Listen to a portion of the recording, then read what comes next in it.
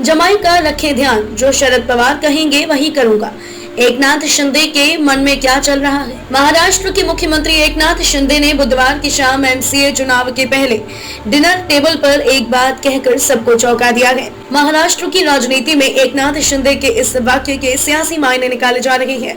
दरअसल एकनाथ शिंदे ने शरद पवार और देवेंद्र फडणवीस की मौजूदगी में यह कहा कि मेरा और पवार साहब का जन्म महाराष्ट्र के सतारा जिले में हुआ है। मैं वही करूंगा जो पवार साहब कहेंगे।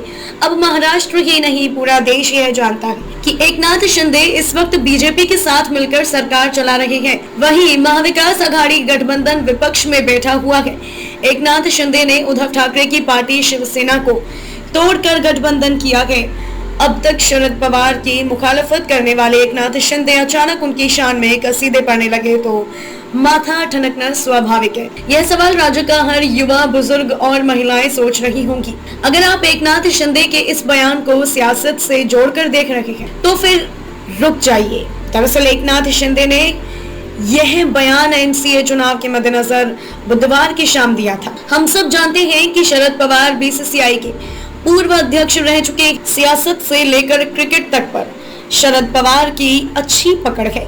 लिहाजा एकनाथ शिंदे का यह बयान भी क्रिकेट और उससे जुड़ी चीजों से जोड़कर देखा जाना चाहिए। डिनर प्रोग्राम के दौरान शरद पवार मजाकिया लहजे में एकनाथ शिंदे की खिंचाई करते हुए कहा कि मेरे ससुर भी शिंदे, लेकिन वह सिर्फ शिंदे नहीं बल्कि क्रिकेटर शिंदे थे। शिंदे की बेटी पवार की बीवी है।